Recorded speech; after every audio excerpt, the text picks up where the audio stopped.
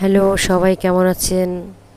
ফাহমিদা ঝাড়ি থেকে আমি ফাহমিদা আবারও চলে এলাম মজার একটি রেসিপি নিয়ে, মানকচুর। আজকে আমি চিংড়ি মাছ দিয়ে খুব মজার একটা মানকচু রান্না করব। যারা এভাবে এখনও খাননি অবশ্যই একবার ট্রাই করবেন। অসম্ভব মজার এই মানকচুটা আজকে আমি রান্না করব, খুবই মজাদার। চলুন চলে যাই ফাহমিদা ঝাড়ির কিচেনে। প্রথমে মানকচুটাকে ভালো মতো ছিলে এবার চাকচাক করে কেটে নেব।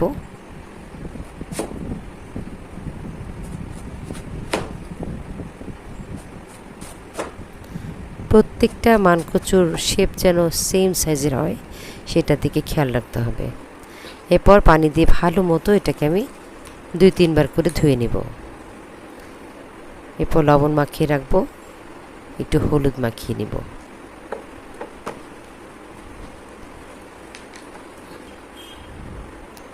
কিছুক্ষণ এটা রেস্টে রেখে দেবো, আধা ঘন্টার মতো। আধা ঘন্টা পরে আমি বেগুন ভাজির মতো এগুলিকে ভাজি করে নেব, ঢাকনা দিয়ে দিয়ে অবশ্যই।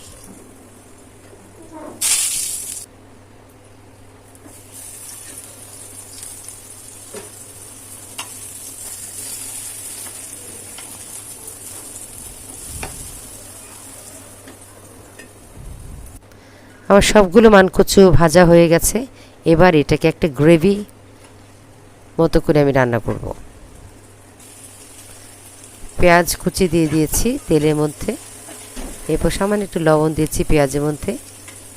হালকা ভাজা ভাজা করার পরে আমি দিয়ে দিব এখানে চিংড়ি মাছ।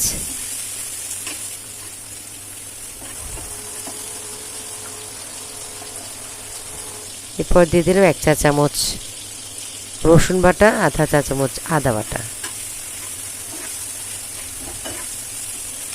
হাফ চা চামচ দিয়ে দিব জিরার গুঁড়া। এটা আমার টালা ছিল, টালা জিরার গুঁড়া। এটা একটা মাংসের মশলা, রেডিমেড মাংস মশলা, আমি বাইরে থেকে এনেছিলাম এই মাংস মশলাটা। এই মশলাটা আমি 1.5 চামচের মতো দিয়ে দিলাম, 1.5 চা চামচ হবে। এরপর আরেকটু সামান্য লবণ দিয়ে দিয়েছি। ভালো মতো এই মশলাটাকে কষিয়ে যখন তেলের উপর উঠে আসবে, একটা দারুণ সুঘ্রাণ চলে আসবে, তখন আমি এটাতে ঝোল দিয়ে দিব।